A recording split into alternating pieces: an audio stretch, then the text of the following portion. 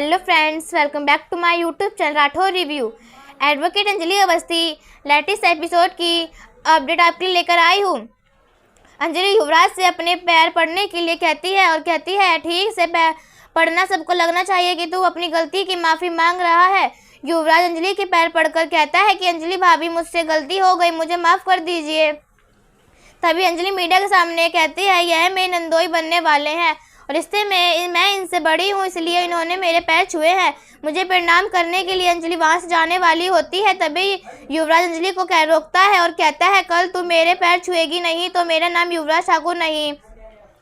अंजलि वहाँ से चली जाती है। तभी युवराज मीडिया वालों से कहता है कि आप लोग आज आना, मैं आपको सबको दोबारा इनवाइट कर रहा हूँ क्योंकि चंद्रभान ठाकुर का परिवार और राघव सिंह राजपूत का परिवार एक बंधन में बंधने जा रहा है।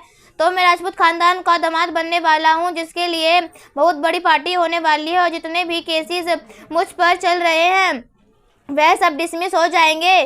तो वही दूसरी तरफ अंजलि घर पहुंचती है तो वहां पर अगम अंजलि का हाथ पकड़ता है। अंजलि डर जाती है और कहती है कौन है?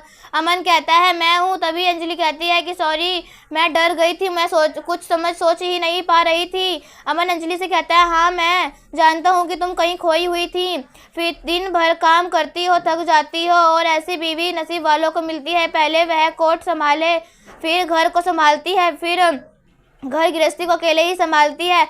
क्या बात है, तुम बहुत अच्छी राजपूत खानदान की बहू हो और तुमसे तो हर किसी को सीखना चाहिए। बहू तो हो तो ऐसी जो सबका ख्याल रखती है, मगर उसका ख्याल कोई न रखेगा। तुम्हारी पति अमन सिंह राजपूत मैं रखूँगा, तुम्हारा सेवक नया नवेला नौकर तुम्हारे चरणों में का दास मैं रहूँगा।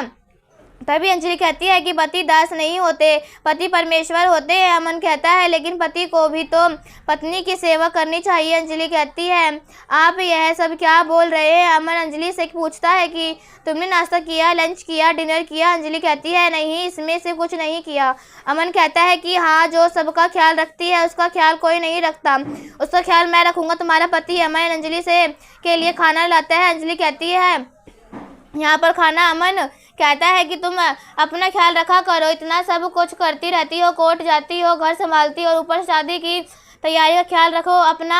अमन अपने हाथों से अंजलि को खाना खिलाता है। यह देखकर अंजलि की आंखों में आंसू आ जाते हैं। अमन अंजलि से कहता है तुम्हारी आंखों में आंसू? तभी अंजलि कहती है इतना प्यार पाने की आदत नहीं है ना मुझे, तभी सभी नहीं सोचा नहीं था कि आप मुझसे इतना प्यार करोगे। अब अमन कहता है प्यार करता हूँ, मैं तुमसे बहुत प्यार करता हूँ और करता रहूँगा। कयामत से लेकर क़यामत तक बेहिंता प्यार करता रहूँगा।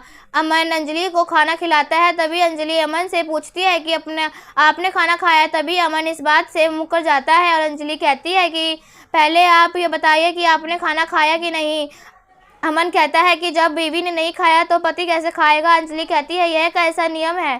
तो यह पति के खाने के बाद पत्नी खाती है। अमन कहता है मैंने सासू माँ से कहा था कि हम दोनों के उल्टे नियम होंगे।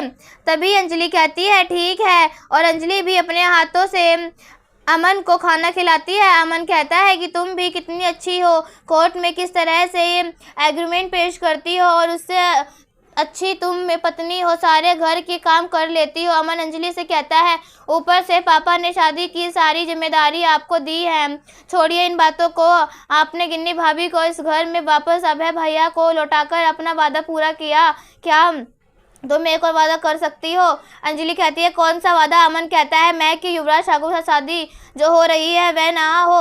अंजलि कहती है अमन जी आप यह क्या कह रहे हैं? अमन कहता है कि हाँ, तुम मुझसे वादा करो कि यह शादी तुम नहीं होने दोगी। अंजलि कहती है इस शादी से राजपूत खानदान की इज्जत जुड़ी है, ठाकुर परिवार की मान और मर्यादा, रिपुटेशन सब जुड़ी हुई है और घर के दरवाजे से अगर बारात वापस चली जाएगी तो क्या यह ठीक होगा? अमन कहता है पता नहीं, मगर मुझे तुम्हें इसे रोकना ही पड़ेगा। मेरी सगी बहन है जो मुझे राखी बांधती है, जिसकी रक्षा मैंने सौगंध खाई है, जिसकी राखी की खातिर यह मैं नहीं चाहता कि ज़िंदगी भर दुखी रहे, मैं नहीं चाहता कि उसकी ज़िंदगी बर्बाद हो और ऐसा मैं बर्दाश्त नहीं कर पाऊँगा। अमन अंजलि से कहता है कि वादा करो मुझसे कि यह शादी नहीं होने दोगी। अंजलि अमन से वादा करती है कि मैं यह शादी नहीं होने दूंगी, यह मैं वादा करती हूँ आपसे। तो वहीं दूसरी तरफ अमन के रूप में बाहर गिन्नी यह सारी बातें सुन लेती है। गिन्नी अपने मन में सोचती है कि मैं तेरी शुक्रगुजार हूँ बहन, तूने मेरा टूटा हुआ घर वापस जोड़ दिया, मगर इस घर की तू छोटी बहन होने के नाते तू इस रिश्ते को तोड़ना चाहती है, लेकिन मैं टूटने नहीं दूंगी और मैं बड़ी बहू होकर चुपचाप बैठी रहूंगी।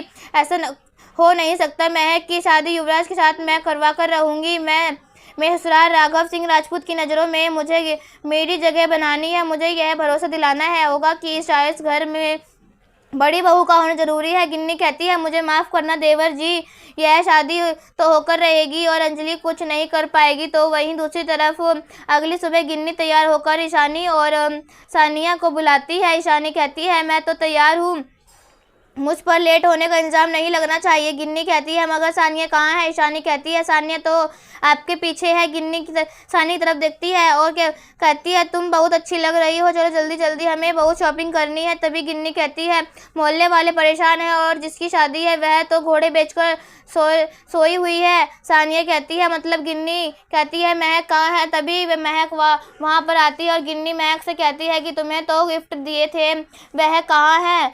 हमें लड़के वालों को यहाँ पर निमंत्रण देने जाना है। महक कहती है कि उसकी जिम्मेदारी भी मेरा है क्या? तभी वहाँ पर वैभव और अभय आता है। वैभव कहता है कि क्या मेरी प्यारी बहन तेरे भाई ने जिम्मेदारी ले रखी है? अभय अपने हाथ में निमंत्रण पत्रिका लिए होता है। गिन्नी अभय से कहती है कि तुम इसे हाथ में क्यों लिए हो? अभय कहता है क्यों, मैं इसे हाथ में नहीं ले सकता।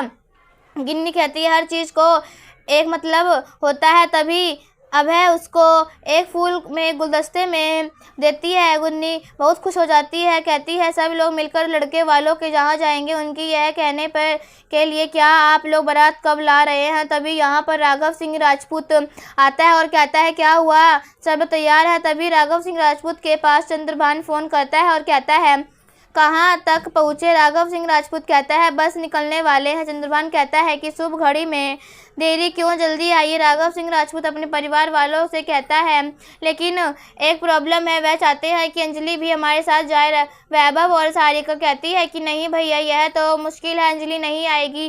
तभी निवेदिता चाची कहती है कि सारिका तुम ऐसा क्यों बोल रही हो, वो शादी की तैयारी ही तो कर रही है, दिन रात इतना काम कर रही है, वह किचन संभाल रही है और शादी की सारी तैयारियां भी संभाल रही है, घर भी तो संभाल रही है। तो अभी गिन्नी कहती है हाँ सब कुछ वही तो कर रही है, हम लोग कुछ भी तो करके आपको तो दिखाई नहीं देते और दिखाई देते हैं तो सिर्फ अंजलि। सानिया कहती है अगर चलना है तो चलिए, वैसे भी बहुत देर हो रही है। राघव सिंह राजपूत कहता है हाँ चलते हैं। राघव सिंह राजपूत वैभव से कहता है अंजलि को बुलाओ। तभी वैभव अंजलि को बुलाता है। तभी वहाँ पर अंजलि आती है और सारिका अंजलि से कहती है कि तुम अभी तक तैयार नहीं हुए। अंजलि कहती है कहाँ जाना है? वैभव आता है चंद्रभान ठाकुर के घर लगन पत्रिका देने जाना है। तभी अंजलि कहती है मैं नहीं जाऊँगी, आप देखना इंटरेस्टिंग होने वाला है कि क्या अंजलि जाएगी लगन पत्रिका लेकर युवराज के घर, और अगर अंजलि जाएगी तो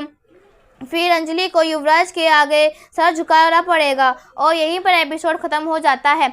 ऐसी ही वीडियो देखने के लिए राठौर टीवी चैनल को सब्सक्राइब करें एंड वीडियो को लाइक करें। तब तक के लिए बाय बाय।